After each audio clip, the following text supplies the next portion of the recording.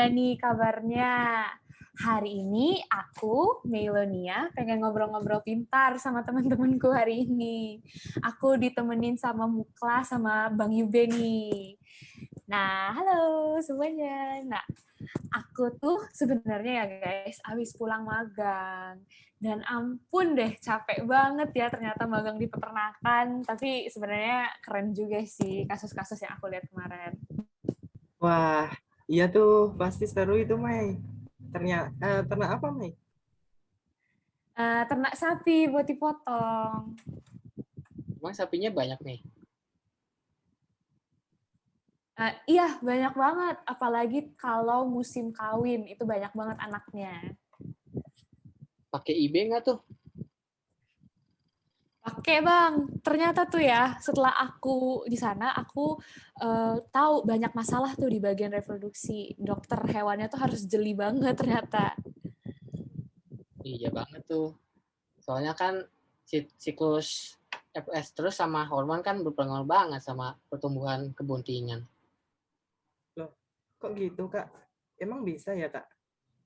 Nah, jadi itu siklus S terus tuh berupa perubahan fisiologis si reproduksi si betina hewan yang dibantu sama hormon kayak untuk pertumbuhannya si ovum ditandai dengan adanya tuh lendir di vagina. Nah, di vaginanya itu malah berubah warna jadi agak kemerahan, terus seterusnya dan sebagainya gitu. Nah, tahu nggak sih sebenarnya kalau siklus estrus sendiri itu ada 4. Ada apa aja tuh, Kak?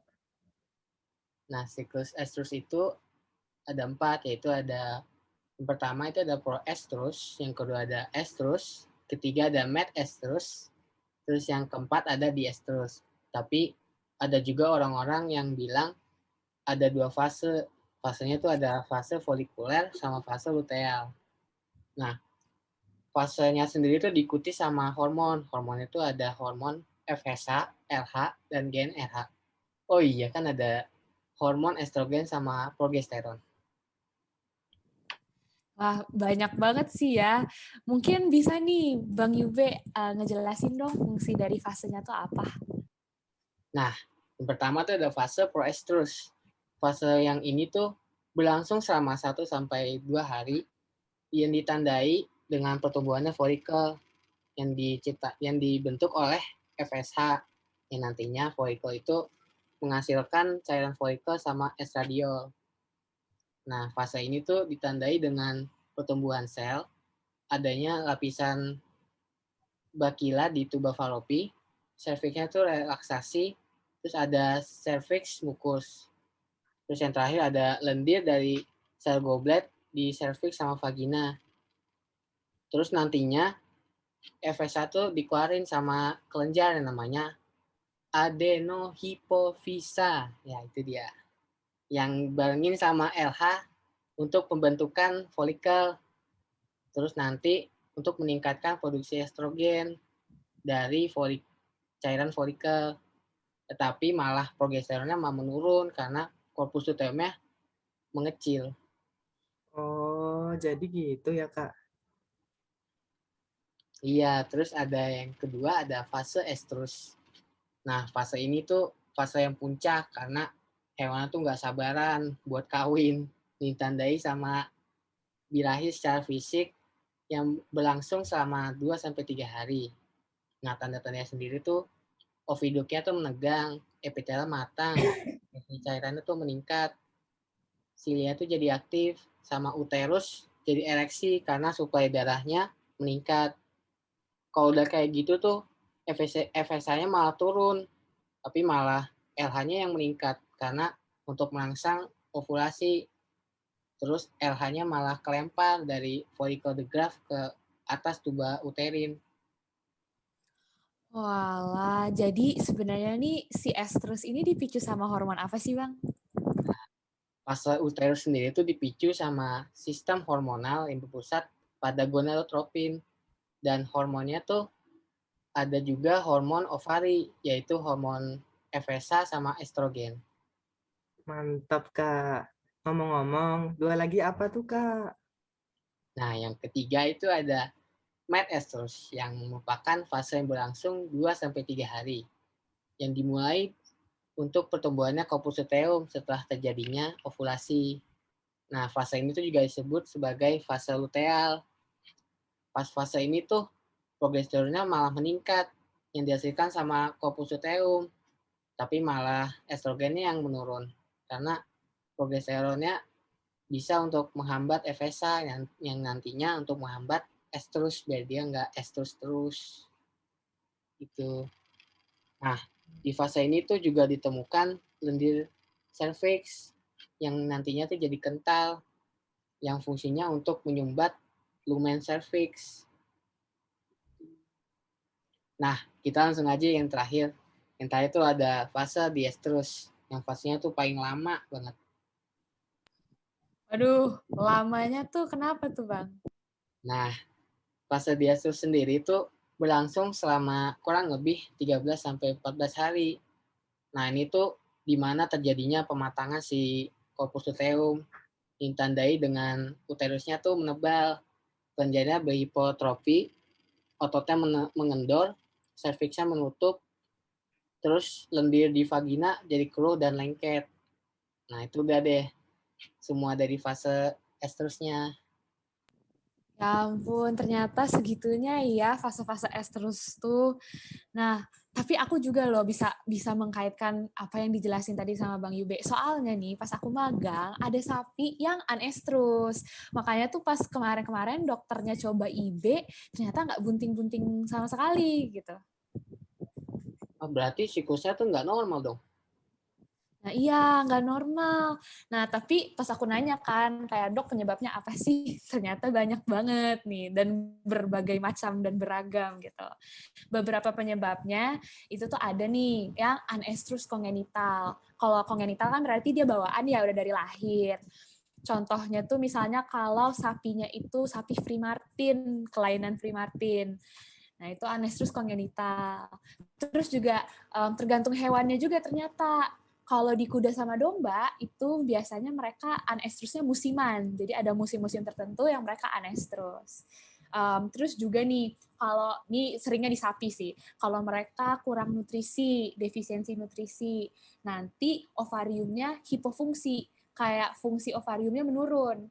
Nah, karena itu sapi-sapi ini biasanya di peternakan rakyat tuh sering banget kena kasusnya. Nah, yang terakhir nih ya, itu ada anestrus karena keadaan patologis. Contohnya tuh kayak mumifikasi fetus atau piometra. Nah, apalagi piometra nih, gawat banget sih, ini ribet banget. Loh, kok bisa gitu? Bentar. Oh iya. Aku tahu. Itu kan dulu pernah dijelasin waktu kuliah itu ya? Iya, Iya nggak sih? bener banget. Iya, bener banget. Dulu tuh pernah. Kita tuh dulu juga pernah ada jebakan Batman gitu loh, guys. Pertanyaan pas kuliah. Masih inget nggak? Nih ya, aku tanyain lagi ya. Kalau misalnya hewan bunting, gimana nih? Dia tuh anestrus apa tetap estrus? Ada yang tahu jawabannya nggak? Waduh, ya aku nggak tahu, Mai. Kasih tahu dong. Boleh. Nah, aku tuh baru tahu setelah dijelasin sama dokter ini. Nah, jadi secara logika sama yang tadi kan udah lengkap banget ya dijelasin sama KUB. Nah, biasanya tuh hewannya pasti anestrus kalau lagi bunting. Nah, tapi bisa jadi dari penelitian tuh ditemukan bahwa 10% masih bisa menunjukkan gejala estrus walaupun sedang bunting. Makanya harus dicek lagi nih kebuntingannya benar apa enggak. Harus yakin, nanti takutnya salah diagnosa deh, kerecohkan sama apa gejala-gejala estrus tadi yang berlendir lah vaginanya, merah lah gitu. Nah, Nah, kan hewannya anestrus nih karena ada koprolium di ovarium. Ini kan ya. anestrus nih. Kalau abnormal, misalnya anaknya sudah lahir, tapi lama banget nggak estrus karena koproliumnya dialisis, itu gimana coba? Nah, ini ternyata yang terjadi nih, guys. Jadi, itu namanya corpus luteum persistent, Bang. Jadi, corpus luteum persistent itu bisa terjadi karena ada kaitan patologis di uterusnya. Misalnya tadi tuh yang kayak mumifikasi, maserasi, piometra, atau enggak, ini masih tergolong lumayan normal sih ya. Kalau enggak tuh pasca lahir, korpus luteumnya masih bertahan misalnya 30-90 hari setelah lahiran. Karena involusi uterus dari induknya itu lama gitu. Nah, itu masih bisa balik lagi sih nanti ke normal korpus luteumnya lisis setelah 90 atau 30 hari itu, di antara rentang itu sih. Nah, terus kalau yang ini juga biasanya terjadi di sapi perah. Kalau misalnya sapi yang bisa memproduksi susu yang tinggi, itu tuh seringkali hormon prolaktinnya juga kan tinggi banget, karena hormon prolaktin itu tuh berfungsi untuk mengeluarkan banyak banget ASI gitu. Nah, dari hal tersebut, hormon prolaktin ini mencegah hormon FSH untuk diproduksi. Makanya CL-nya itu bisa bertahan lama. Oh, kalau yang anestrus karena silent hit itu apa ya? Perasaan pernah dijelasin waktu kuliah deh. Ya, bener banget. Nah, jadi silent hit itu tuh sebenarnya tuh sapinya normal, kayak ovariumnya beraktivitas dan berfungsi normal. Cuma dia tuh tidak menunjukkan gejala-gejala estrus kayak tadi, kayak misalnya, aduh, pengen cepet-cepet kawin, pengen di mounting gitu. Nggak ada tuh, nggak kelihatan. Jadinya peternaknya bingung, ini kok nggak estrus-estrus ya sapinya gitu. Nah, biasanya tuh dokter hewan juga bisa tahu ini sapinya silent hit kalau palpasi perektal. Jadi bisa kerabat tuh misalnya, oh ini ovariumnya berfolikel. Nah, itu berarti seharusnya dia berestrus kan, tapi nggak ada gejalanya, berarti itu silent hit. Nah, dan penyebabnya tuh ya ternyata banyak banget juga. Ada predisposisi herediter, kayak contohnya ras-ras sapi yang berbeda tuh ternyata lebih cenderung silent hit daripada ras-ras sapi lainnya. Terus juga misalnya defisiensi nutrisi, ini tuh penting banget sih. Terus defisiensi pemeliharaan. Nah, contoh defisiensi pemeliharaan nih adalah misalnya kandangnya sempit, sapinya nggak bisa banyak bergerak, stres. Atau enggak suhunya terlalu tinggi atau terlalu rendah buat sapinya, ya udah dia stres. Jadinya nggak kelihatan deh gejala-gejala estrusnya. Wah, mantap. Berarti bisa keraba ya, Mei, pas dilakukan palpasi. Nah, seharusnya sih ya, kelas, kalau kamu nanya ke aku sih, aku nggak bisa. Tapi ketika aku habis baca-baca, kayaknya dokter hewan yang berpengalaman bisa sih. Amin lah ya, kita juga nanti bisa nanti. Oh iya, Amin. Mei. Kalau aku sih sebenarnya jujur ya, bagian anestrus kelompok 1 tuh sedikit paham, sedikit enggak, Mei. Kemarin waktu kuliah tentang anestrus kelompok 1 tuh, aku ngantuk banget. Tapi Aduh. jadi nggak fokus kuliahnya. Tapi waktu dosennya jelasin anestrus kelompok 2 tuh, alhamdulillah ya, tiba-tiba kantukku itu hilang. Nggak tahu kenapa itu. Parah banget sih ini. Tapi karena kamu ngerti banget nih, boleh dong dijelasin anestrus kelompok 2-nya. Lah gimana ya, Mei? Parah gimana ya? Masalahnya kan hari itu kan banyak banget DL tugas ya. Nah, padahal nih, udah aku cicil dari sebelum-sebelumnya. Tapi kok belum selesai-selesai juga ya. Nah, akhirnya ya waktu tidur aku tuh terkuras deh buat kerjain DL-DL tugas itu. Nah, parahnya ngedampak banget ke hari kuliah berikutnya. Jangan ditiru, guys. Aduh, malah jadi curhat. Oh Sedih ya, ya. sekarang aku jelasin anestrus kelompok 2 ya. Silahkan kelas. Jadi anestrus kelompok 2 itu ditandai dengan ovariumnya itu kecil atau inaktif dan tidak ada korpus luteum fungsional. Biasanya berkaitan dengan defisiensi nutrisi seperti yang telah dijelaskan Mei tadi. Terus juga bisa karena cystic ovary serta kelainan-kelainan seperti Free-Martin, hipoplasia ovarium, tumor ovarium, dan kelainan hipofisa. Namun kelainan hipofisa ini cukup jarang terjadi. Kelainannya tuh banyak banget. Terus prognosanya gimana tuh, kelas? Nah, prognosanya itu yang aku tahu ya, jika tidak berkaitan dengan patologi uterus, biasanya itu baik. Tapi kalau berkaitan dengan patologi uterus, tergantung lama dan penyebabnya. Oh iya, kalian ini ngasih kan pernah dijelasin tuh pas kuliah. Jadi sapinya tuh sehat, tapi ternyata dia nggak bisa ngelahirin anak. Oh, itu ya Kak, yang bisa dideteksi dengan palpasi itu ya? Sepertinya penyakit ini bisa dilihat dari ukuran dan aktivitas ovariumnya. Yang itu bukan Kak? Iya benar-benar benar. Ada berapa ya? Aku agak lupa. Kemarin kan di materi kuliah kan pernah dijelasin. Kita jelasinnya ada 2 atau 3 ya? Kalau setahu aku sih ya, kalau dari kemarin kuliah itu dijelasinnya ada 3. Kalau nggak salah tuh ada hipoplasia, atrofi, sama hipofungsi ovari, bukan sih? Kelas, tolong dong jelasin. Oke, Aku oke, nggak oke. aku nggak terlalu ingat. Oke, siap. Oh, jadi kalau hipoplasia itu ditandai dengan ukuran sel atau jaringan yang tidak berkembang. Jadi jumlahnya tidak mencapai normal. Dan bahwasanya penyakit ini hanya bisa dilihat dari palpasi. Oh, jadi tuh kalau ngelihat dari yang kamu jelasin tadi, berarti penyakit ini nggak bisa disembuhin ya? Iya, benar. Benar banget, Mei. Karena termasuk penyakit kongenital atau penyakit bawaan, penyakit ini tidak bisa disembuhkan. Jadi, hewan yang terdeteksi mengalami hipoplasia tidak bisa dijadikan hewan produksi. Apalagi kalau untuk sapi perah, mau dapat air susu kan harus punya anak dulu. Jadi ya mau mau nggak mau sapi yang mengalami hipoplasia bisanya dijadikan hewan potong aja. Secara ekonomis kan masih ada masukan. Oh iya, kasus ekstrim dari hipoplasia ini contohnya kasus Primartin. Oh iya iya, aku ingat sekarang. Sekarang lanjutin dong yang tentang atrofi.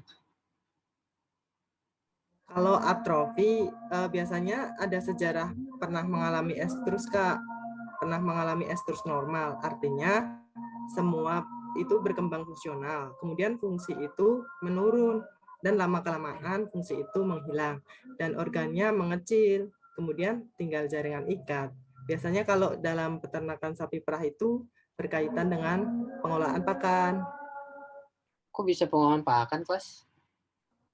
Ya, karena ada hubungan antara nutrisi dan fisiologis tubuh, Kak. Nah, selain itu, penyakit yang secara umum juga dipengaruhi karena defisiensi nutrisi itu seperti penyakit hipofungsi ovari. Nah, kalau hipofungsi ovari ini melalui palpasi, ukurannya itu tetap normal, Kak, namun tidak ada aktivitasnya.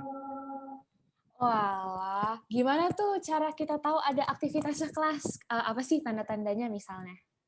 Ya, Mei, ada tanda-tandanya. Kita bisa lihat dari ovarium kiri dan kanan yang licin dan nggak ada bintik-bintik penonjolan. Aku inget banget tuh ya, kemarin juga dijelasin pas kuliah, bener banget.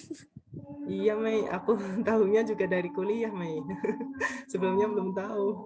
Iya, gak apa-apa sih kelas. Kita kan juga masih banyak ya waktu sebelum UAS nih, jadi masih bisa lah ya kita kejar belajarnya supaya otak kita tuh penuh nih sama informasi ini dari yang di awal dijelasin sama Kak Yube, terus yang aku tahu juga udah aku kasih tahu ke kalian, dan ternyata Muklas juga banyak banget yang dia tahu gitu. Tapi nggak apa-apa sih guys, susah juga ya kita nggak pernah ketemu sapinya langsung nih pas praktikum, jadi nggak apa-apa lah ya. Semoga semester depan kita offline, jadi bisa kita ketemuan dan belajar bareng lagi nih kayak gini. Semoga teman-teman yang di rumah juga sehat-sehat ya. Semangat terus belajarnya, walaupun kita berjauhan. Semoga dengan podcast ini vibes belajar barengnya masih terasa. Mungkin sekian dari kami. Kami ada yang mau sholat dan mau makan dan lain sebagainya. Jadi terima kasih. Terima kasih. Ya.